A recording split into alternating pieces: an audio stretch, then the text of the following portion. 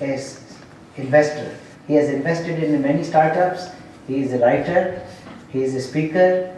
And you will hear him today talk about what you as an entrepreneur need to convince an investor so that they can write a check to you. And I think he will share with you 3 different ways. First, he will tell you probably something about an elevator speech as to in what 30 seconds you can tell somebody as to why they need to write you a check, then a one-pager, and then a standard PowerPoint presentation what's required. So this is going to be an interactive. Ask as many questions as you want because we all want to learn from Andrew and Andrew's experience. Welcome, Andrew Ackerman.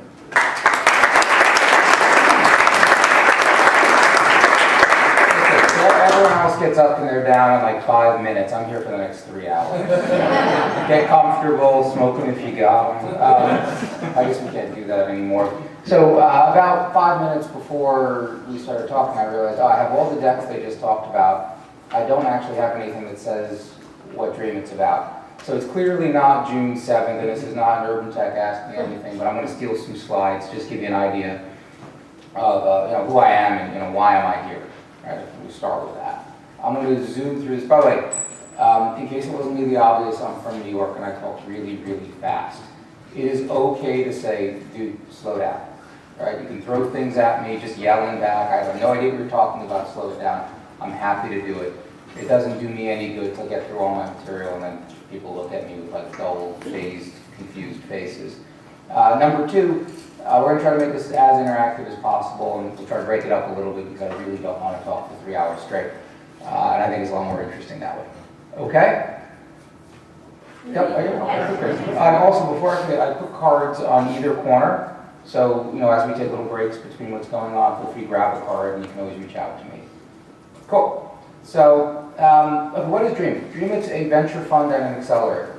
Behind the scenes, we're a great venture fund. It's the old, what we call get-rich-slow scheme.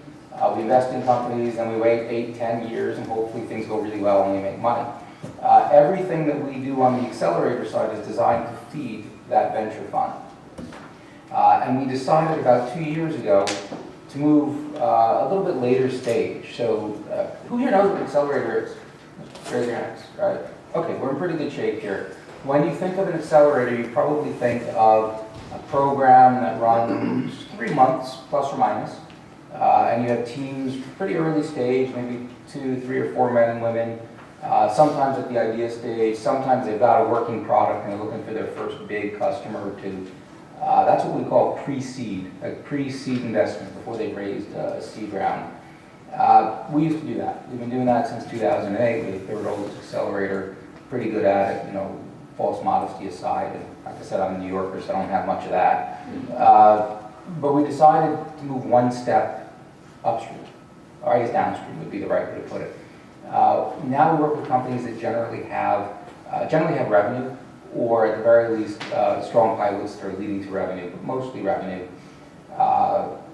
And because we've gone to that stage of a program, like the kind of program where instead of 2 or 3 or 4 people on the team, it may be 10 or 20 people on the team. And because they've probably already raised some money and now they're looking to raise an A round, a $4, $5, $8 million round, we had to change a lot of the program. So we are partly remote, so companies come from all over the world to be part of Dreamit. They're only physically with us for 5 weeks out of the 14. The rest of the time we use Zoom. Familiar with Zoom, it's like Skype or WebEx. We do that for the other weeks. And we focus very heavily on getting them in front of customers, which we do in a 2-week period in the middle, what we call customer immersions, and then very heavily on getting them in front of the VC funds who can lead an A round. Right? Because if you're raising $500,000, $1 million, $1.5 million, you could go on stage on demo day and pitch to a bunch of angels, get checks for $50,000, $100,000, and you can raise your round that way. If you're trying to raise $5 million, that just doesn't work. Right? So instead, we take 2 weeks, 1 week on the West Coast, 1 week on the East Coast, bringing our companies into these VC offices for 20-minute one-on-one sit-downs. So it's a different kind of program. And I can go into a lot more detail about it, but I'm not going to because that's not what this is about. We're a top 10 accelerator by any stretch, any way you look at it, and we're one of the most active VCs in the world. In fact, we're the second most active VC in health tech, which is one of the verticals that we're in.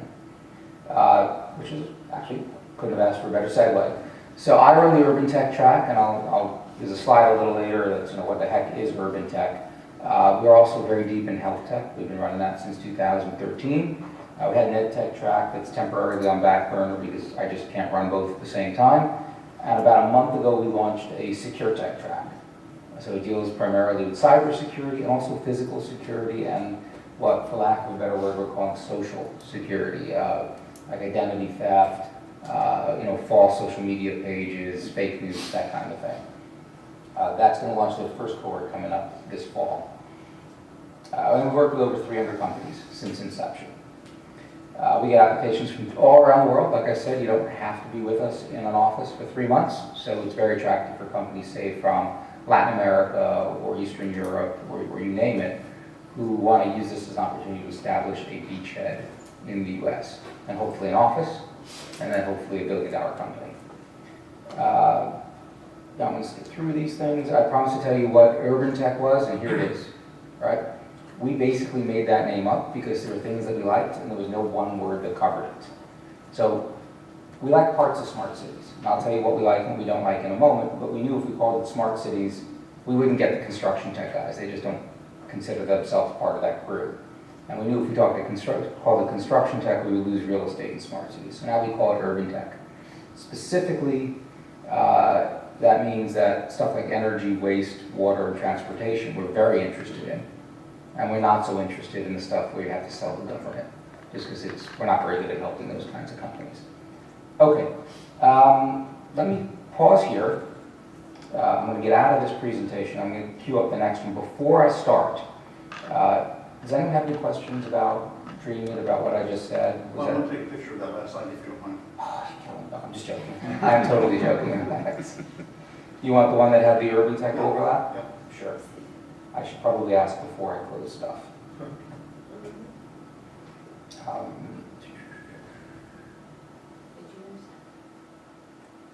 While I'm bringing it up, we run programs twice a year. One starts in September, the other starts in March. And we run all our industries at the same time. I'll go full screen, relax. You can get a good photo. When do you take applications for those, Andrew?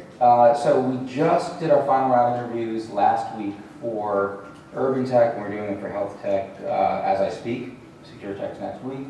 The next go around will probably start recruiting in December or January for the spring cycle. Any other questions about Dreamit?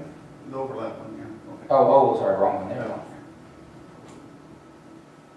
By the way, if you guys want these things, my email is andrew@dreamit.com. Just at the end of any of these presentations, just shoot me an email and say, I want a copy of this presentation and that presentation.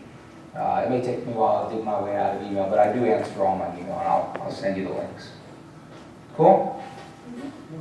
Are we good? Got all the photos you wanted? Okay, sweet. Okay, so the next one's going to be a little more interactive. I call it the art of the elevator pitch. So this presentation is really only about 10 minutes long, but what makes this interesting is when I'm done with this presentation, I'm going to invite those of you who do have startups up here to practice your pitch. We're going to workshop them together. So net, this can take about 45 minutes to an hour, and somebody please keep me on time because I lose track of time when I do this. So those of you who do have, actually raise your hands if you have a startup. Okay, yeah, I'm going to put you on the spot. You're going to come up here, we'll rip your pitch apart, we'll put it back together with love and smiles, but we're going to work on that. Sound good? Mm-hmm. Okay, awesome. Okay. Number one thing you need to know about the elevator pitch is that you got 30 seconds or less to get the investor to lean forward and ask a question, or else he's just thinking about how to get away, right? You're not getting a check based on your 30-second elevator pitch. You don't have to say everything. You just need to say enough that the person you're talking to understands what's special about your company and wants to learn more, right? There we go. I telegraphed my punch on that one. Okay, so what is an elevator pitch? Let's break that down for those of you who are maybe not as familiar with it. You really only have 15 to 60 seconds, and I don't really think you have 60. It's closer to 20 or 30 seconds at most. Your next step here, ideally, is, that's interesting, can you send me the deck? Or, oh, why don't you send me an email, we'll schedule a time you can come in, we'll talk for a half hour at my office. So that's really like the deliverable of an elevator pitch. And you have to deal with things like pitch fatigue, right? So for you, your startup is fresh and cool and original, and it is on your mind 24/7. For these guys that you're talking to, they're seeing pitch after pitch after pitch, right? And they get pitch fatigue, right? You know, people come up to them after a presentation, there's a long line of 30 people all pitching it, and they just know that it's one after the other. So you really need to stand out.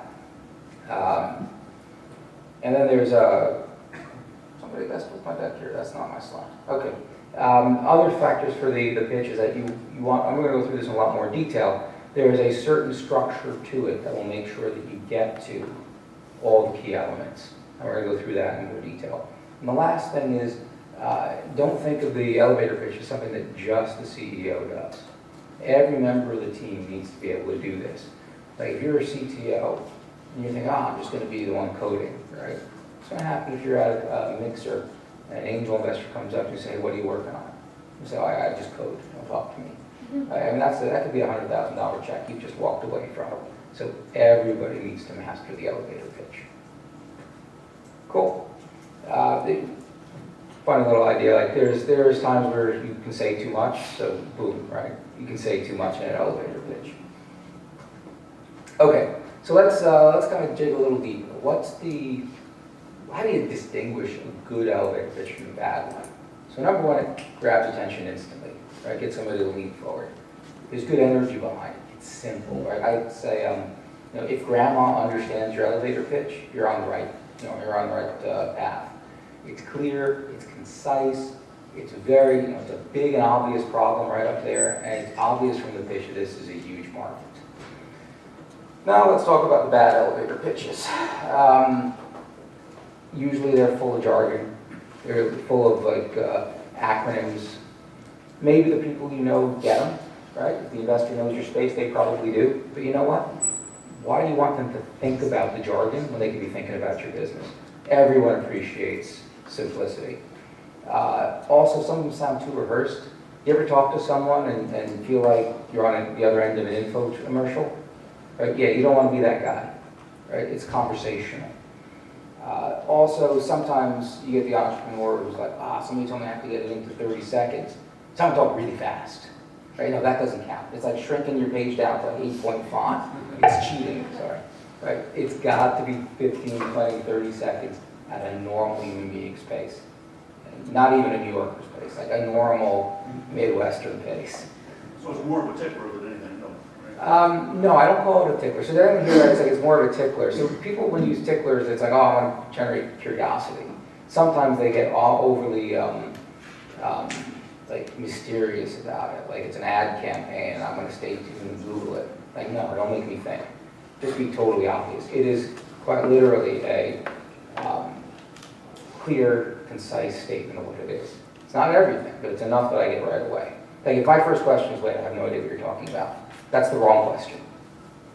And the last piece is sometimes you get people with these like stretched Hollywood-style analogies, like Uber for health, right? Okay, that's great. What the hell does that mean, right?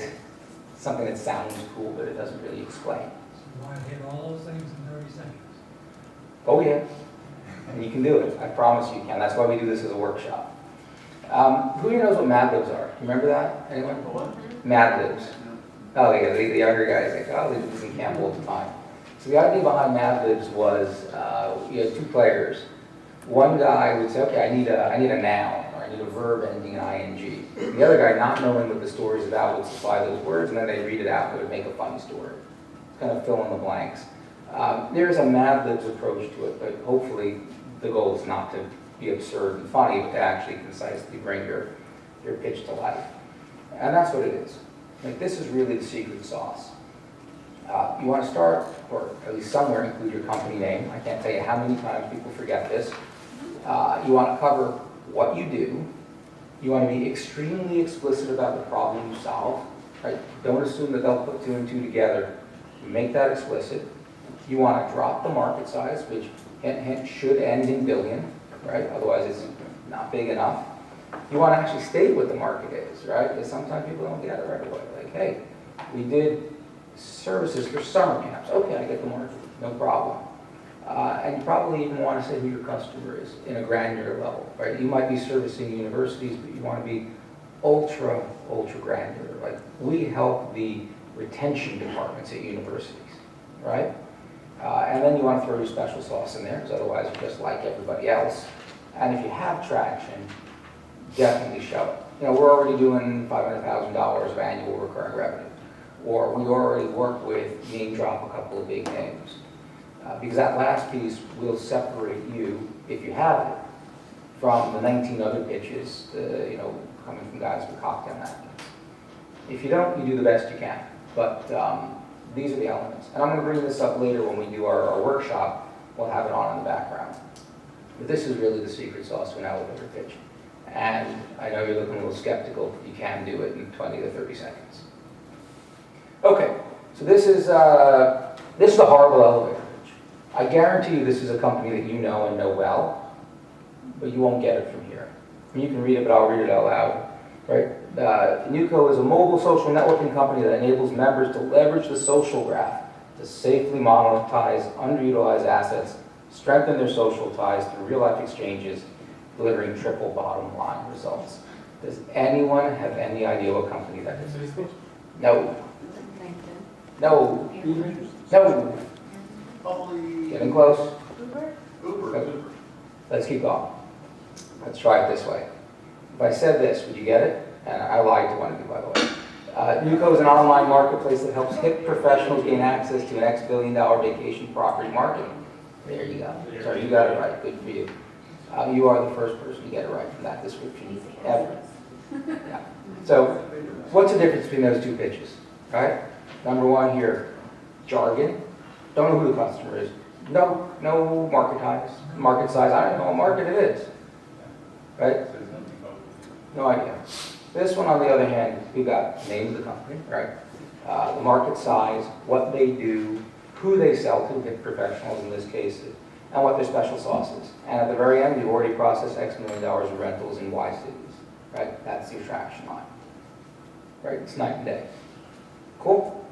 Anyway, quick recap, and then we're going to bring the other slide back up, and we're going to bring up our first brave volunteer. Get to the point. Don't use jargon. Just hook them. A little bit of rehearsal. I'll give you a pass on that since we're working in real time. And consistency across the team. You're also going to pass on that today because I'm only going to ask one of you to pitch. Okay, so let me bring this back online.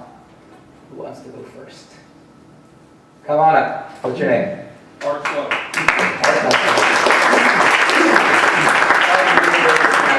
Have a seat over here, or kind of stand over here. Good man. I want to make sure everybody hears. You see, if you get to go first, everybody hears you. By the 17th one. We're not going to go 17, but Art, floor is yours. Hit your elevator pitch.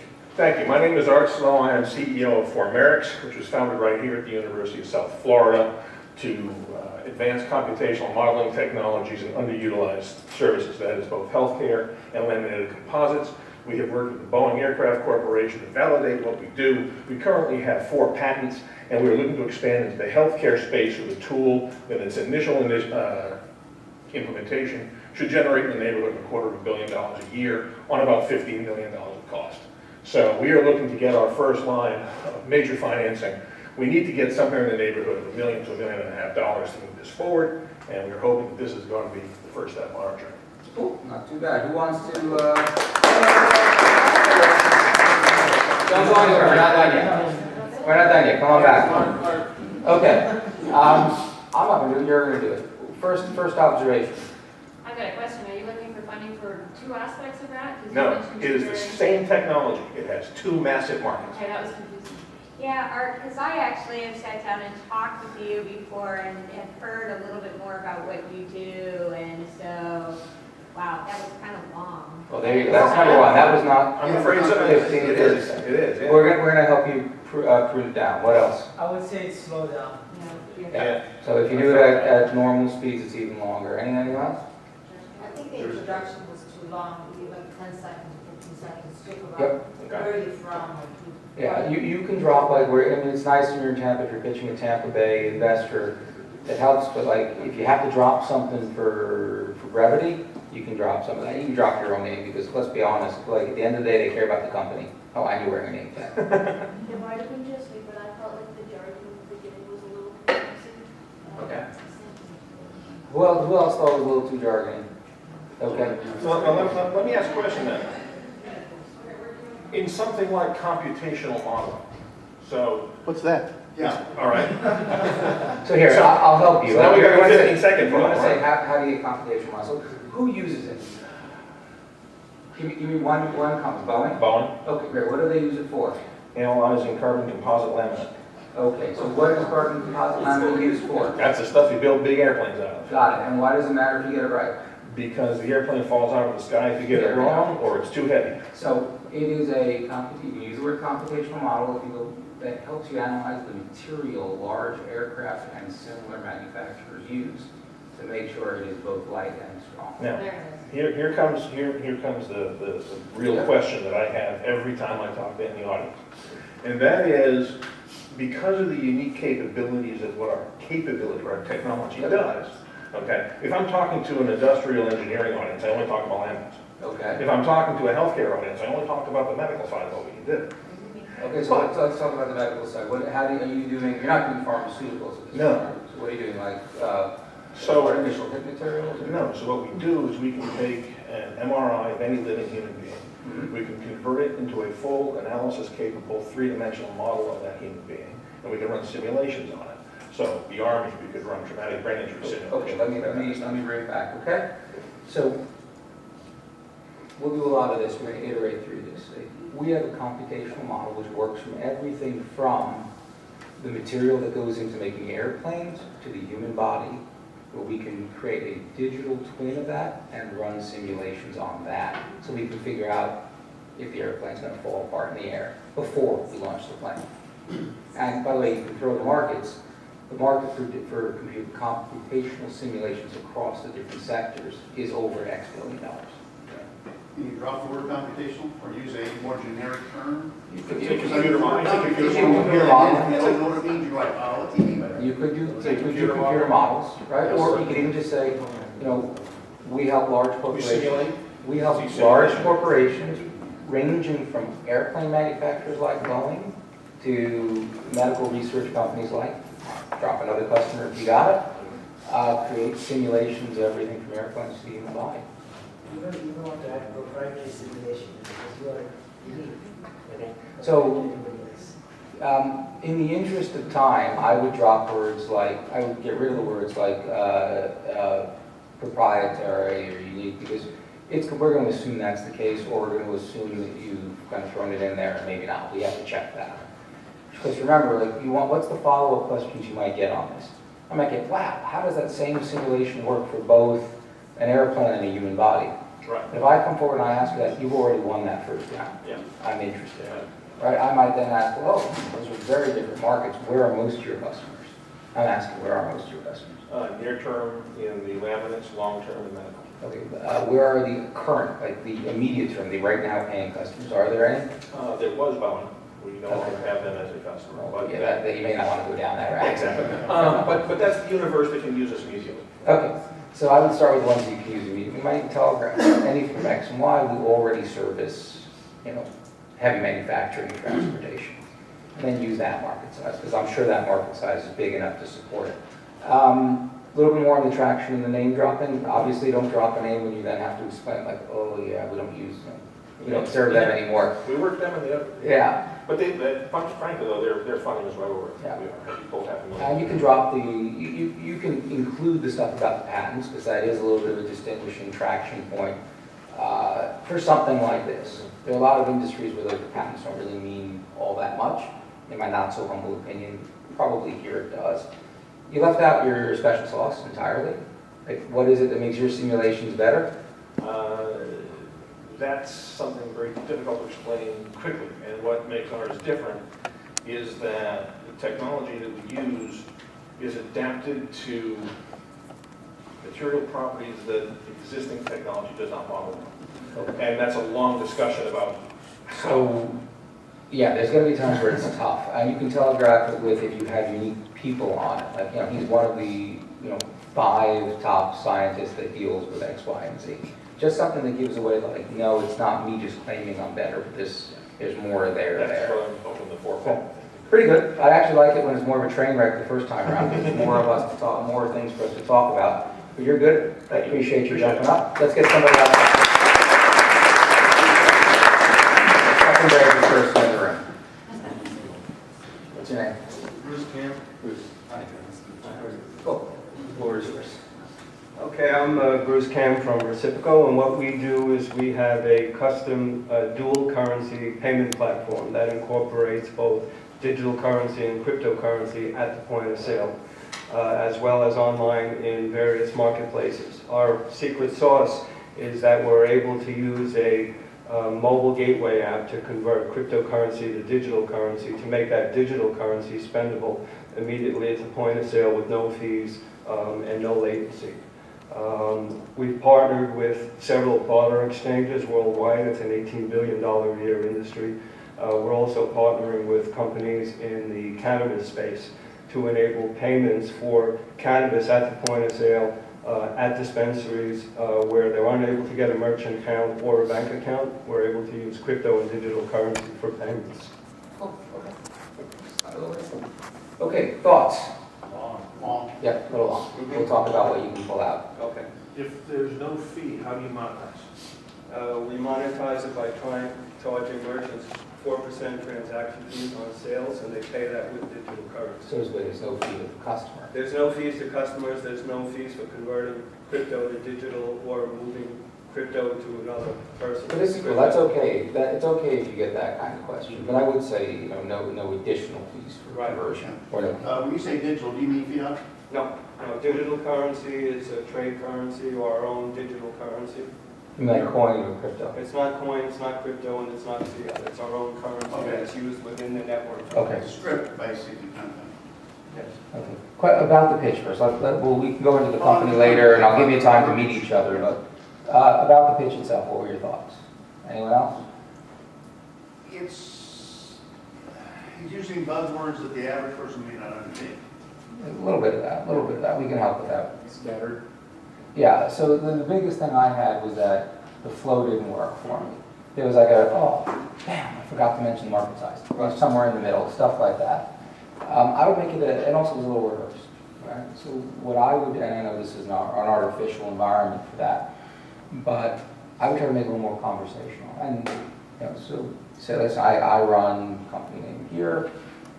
You may not be aware of this, but it's actually pretty hard for a merchant, whether they're in person or online, to take both cryptocurrency like Bitcoin, not everyone knows cryptocurrency like Bitcoin or Ethereum, and regular currency.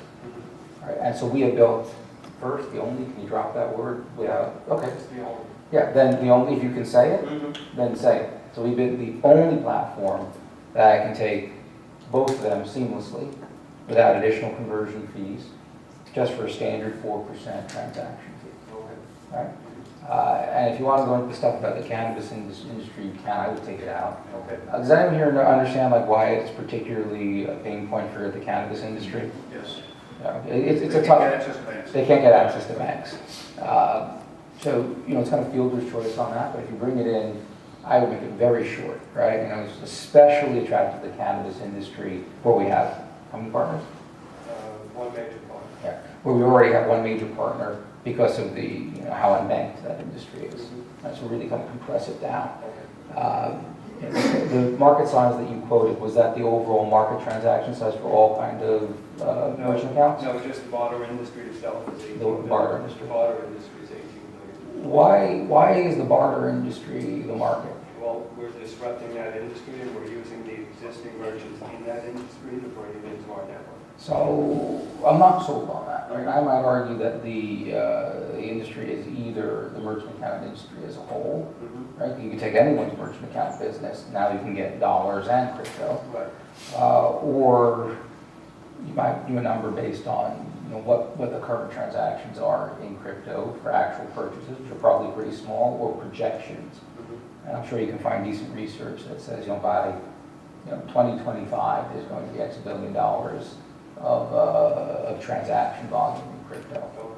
Maybe, I don't And know. actually, there's 29 million merchants that accept credit cards. There's 20,000 merchants that accept crypto. We're fixing that. Oh, that might be one way to do it. Yeah, you could even I like turn, you can even turn around and say, you know, we help people take, start the same way. Our company helps people take payments both in crypto and in dollars. You may not realize, you're probably aware that there's 25 million? 29 million. 29 million merchants who take credit cards. There's only 20,000 that can take crypto. And that's the opportunity we're going after. Crypto has a 250 billion market cap. Not to take your word on that, I don't know the numbers. And I don't believe in I don't think you can use the currency exchange. That's two loopholes. But you're good, like your customer, starting with cannabis, if you want to go that way, but really anyone who takes payments at all that wants to take crypto. Mark, what do you think about addressing the Amazon issue? That we'd like to help merchants get free from the Amazon beast?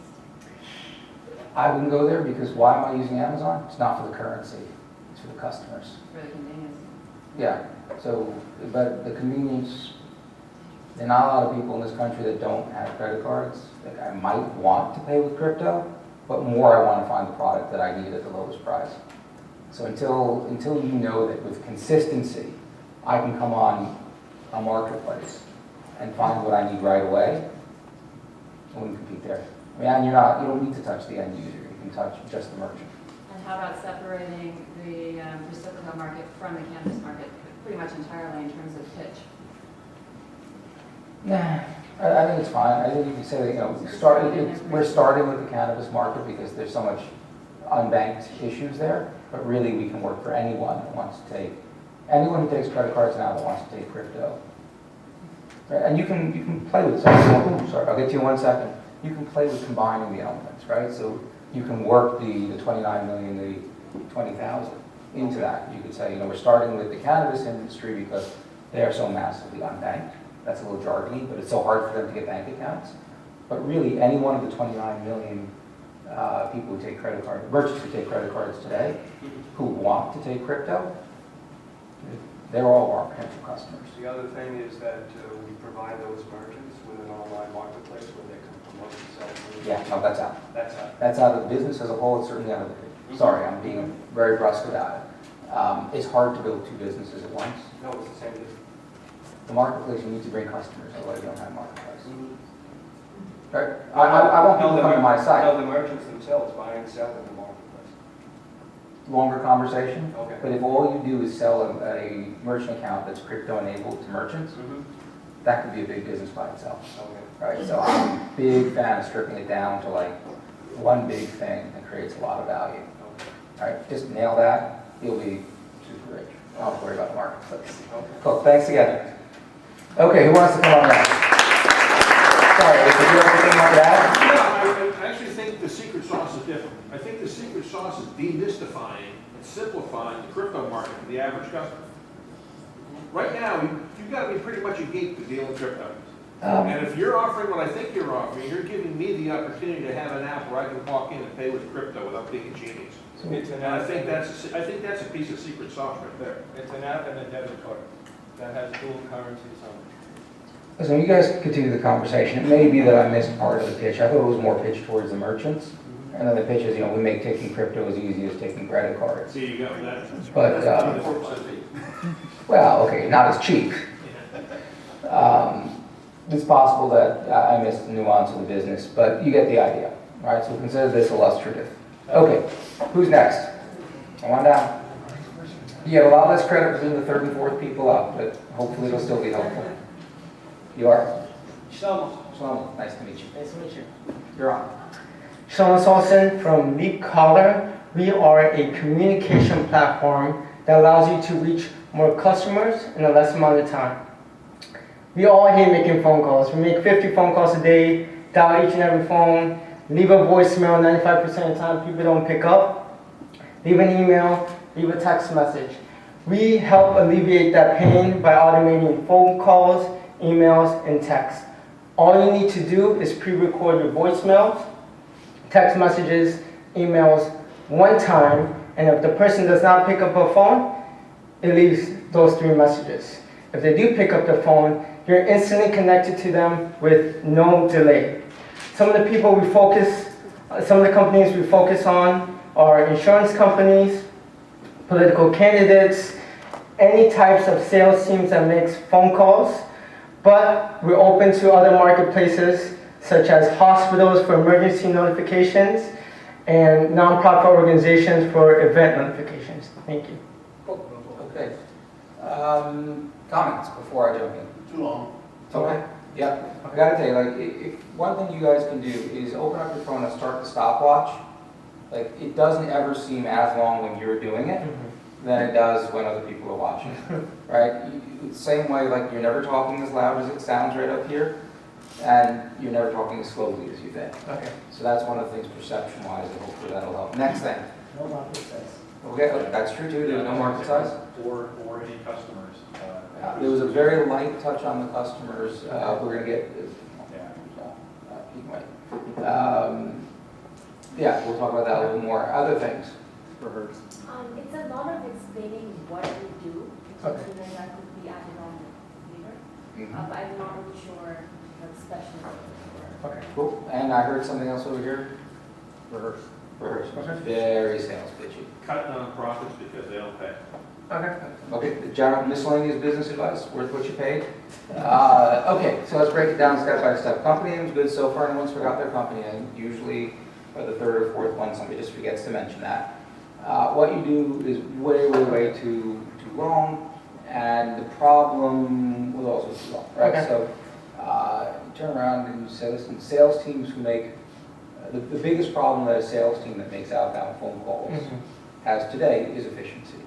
Like you have to dial all these numbers, and then you end up wasting a lot of time leaving the same message. We automate all that, and then we put you in touch. If you got a live person, we put you in touch live. Otherwise, boom, we can just leave you a recorded message. Then you got to go into special sauce, if there is one, right? Because that sounds like what we already have out there. Right? That sounds a lot like the calls I'm already getting, unfortunately. This may like already getting. Yeah.